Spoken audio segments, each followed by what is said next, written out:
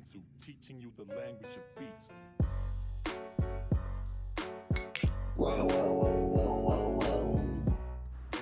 Introducing the K-Speed Continental GT 650 one-off, one in the world custom bike from K-Speed Custom. Very famous Thai custom artist who makes only one-off jobs to order.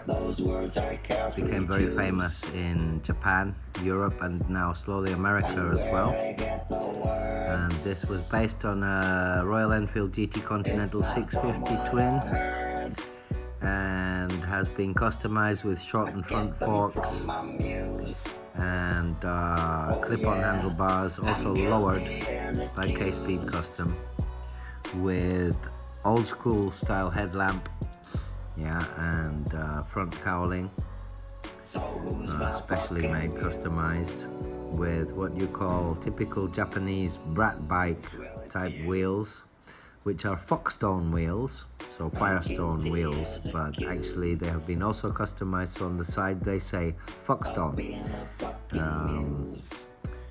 This has actually never been used apart from about 5 times or 6 times where I myself have driven it, not very far, a few kilometers, so I would say it has less than 100 kilometers on it.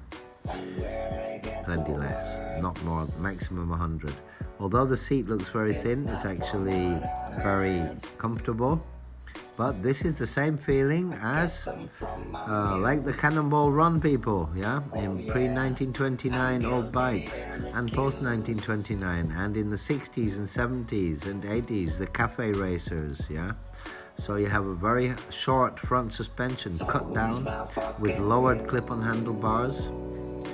And beautiful Diablo. So this is a Diablo by K-Speed. It's actually a Diablo GT 650 twin from K-Speed Custom, one in the world only. Looks a bit like a 1960s Batman bike. It's a Japanese style Brat bike. So on wet roads you have to be careful and leaning on gravel, of course, because they're very large, thin tires, not very wide, with a sawtooth pattern. You can see what I'm pointing at just then was that the fuel injection system has been covered to look like a carburetor. The whole engine is covered in a heat-proof, high-grade, military-grade plastic that is stops heat emission and protects the engine and is matte black. But this is truly for those like Lawrence of Arabia. He wrote many poems about riding his bike. Back in the day, those were the ton-uppers. They used to ride 100 miles per hour, that's 165 kilometers an hour and over, on like bicycles turned into motorbikes. And the DNA of those bikes is actually what developed into this kind of custom bike, the Cafe Racer. And this is actually a Brat bike with Cafe Racer, as you can see. You have to lean forward. It's very simple. It has no mirrors, it has no odometer or speedometer, if you want to call it that. So you have to focus on the road all the time, and there's no mirrors, so you have to slow down and look back like that over your shoulder. So don't go, you have to be keep your wits about you, which is part of what motorcycle riding is about. And you feel every bump with this short suspension, and so you can smell the petrol, which is something that after the 70s, 1980s, that stopped happening. And that's part of what the real experience of feeling a motorcycle rider, is you feel the road, you're in contact with it, you're tired after it, you're wrestling with it. You can smell the petrol when you lean over and start up the engine. And it's very simple, as you will see shortly. It has very simple switches, with just very old-fashioned electronic switches. So you have just this for the left and right indicators. It's a very old electronic switch, and you have to be careful to make sure it's batting in the middle, so that increases your concentration. You have a beeper button, and on the right side a starter button, and that's it. Just a little black button, So I think I'm going to start it up and drive off now. You can hear it. ก็สตาร์ทก่อนนะ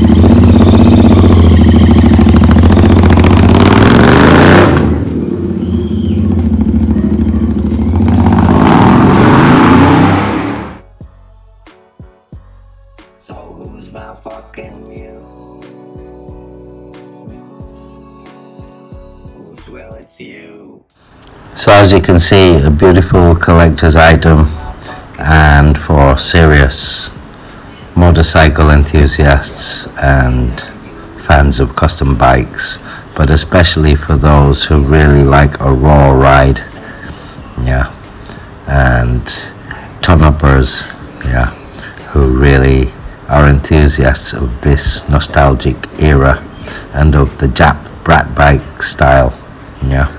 I recommend this for flatter roads, yeah, although I live on an island full of holes and I still drive around on it. I haven't driven it much, as I said, less than 100 kilometers, but if I can do it on that, you can do it anywhere. But I would say I am tired when I drive it. It's very heavy, and as they say in Thai, donking gating dang, you have to drink Red Bull to be able to drive this. And as you can see, it has the Foxstone tyres, which is another customization of the Bridgestone or Firestone Sawtooth tyres, which are very reminiscent of the pre and post 1929 old racing bikes, the ton-up bikes, which if you look at the history of motorcycling, you will see where that came from. As you can see, the custom foot pegs and gear stick, same with the brake. Beautiful pipes, as you can see, never been used apart from the few times I've had a short ride on it and enjoyed it so much that actually I'd like to keep it, and I can if nobody buys it, but I'm not using it for the moment in case somebody wants to buy it. And as you can see, it's a beautiful Brat bike, but it's not for everybody. It's for a special owner with special taste like myself. I'm quite happy to keep it. And the bike runs fantastic, by the way, and there's no way. It's very loud with the two Diablo, has Diablo twin exhaust and mufflers, and has Diablo indicators. So it's a Diablo by K-Speed. So that's a particular kind of custom he makes. He calls it Diablo by K-Speed. And this in matte black everything, as you can see, with the cut down frame. So custom bike from K-Speed from Bangkok, Thailand, and he'll only make one to order. A bike of this size would cost you probably double what I'm asking for if I sell it. The seat looks very thin, it's actually very comfy, but the suspension is very hard. The tank is fantastic, and what I love about it is that old school smell of the petrol. When you lean over and start the bike, you can see these underset clip-ons, not overset. Yeah, it has a round rear light. The rear suspension is fantastic. The front suspension is great, but it's very short suspension travel. Here you can see again the pegs, the black covering, engine cover. Yeah, it's a twin cylinder and looks beautiful with the twin Diablo custom pipes. Yeah, the manifold and muffler. So this parallel twin engine is absolutely, to be honest, with the few short rides I've had, I've never got it out of third gear, because the thing really is powerful for how much it weighs. It's only supposed to be 40 plus horsepower for a 650 GT Continental. Here's your Diablo pipes, but I think how this has been cut down, reduced weight, and it has a really old school halogen headlamp as well. It doesn't see very bright at night, but this is supposed to be an old school bike with the old school feeling. Yeah, the typical kind of bike that if T.E. Lawrence of Arabia, here are the switches, the simple switches, the beeper and the indicator. If T.E. Lawrence of Arabia was alive today, that was a wheel protector. As you can see, it's got hydraulic brake and clutch also. He's put a special hydraulic clutch here. You can see the oil filters hardly been used at all, except for the 5 times I've used it. So it's never been used really. As you can see, everything here is brand new. So it's actually a brand new bike. It still has the hairs on the tires. Yeah, the filaments. And the beautiful engine covering I find fantastic. As you can see my red iPhone 10 reflected in my hand in the manifold. And there you see again the whole bike. You have to lean forward. I'm 58. I don't know. I'm thin. I'm not very fit, but for me this bike's fine to ride. But as I said, it's for those who know what they want. They want a hard ride. They want to really know they're alive when they're riding. Yeah. And they want the bike to call their concentration. It's not an easy bike to ride. You have to stay on top of it. Yeah. So I would call it a modern cannonball run type bike. Yeah. And as you can see, the handlebars, the clip-ons are much lower than they are on a GT Continental 650. Yeah, and you can see the shortened forks, which were even shorter, yeah, when it was ready, but I raised them half an inch. And here you see the Firestone tires. Firestone tires, yeah, which are on these short forks, and the tires are sawtooth, so they're Firestone or Bridgestone tires, and they've had customization so that they say Foxstone, which I find a nice detail for anybody. And for me, this bike is for riding, and T.E. Lawrence of Arabia would say the same. But I do understand that many collectors would put this in their living room, and that's why it's had one owner before me, and he never used it. He got Brembo brakes on it as well, which you don't find on the Royal Enfield. Yeah, and the Diablo design sticker, which you can hardly see, and you're not supposed to, because it's low.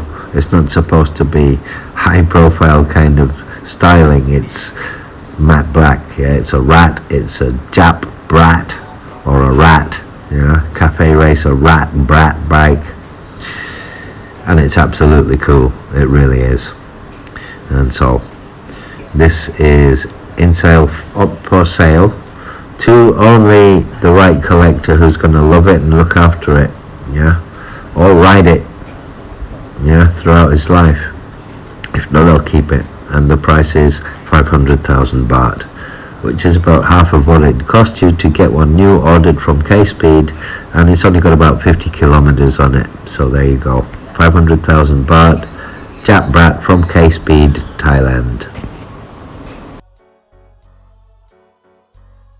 Cause you're my fucking muse.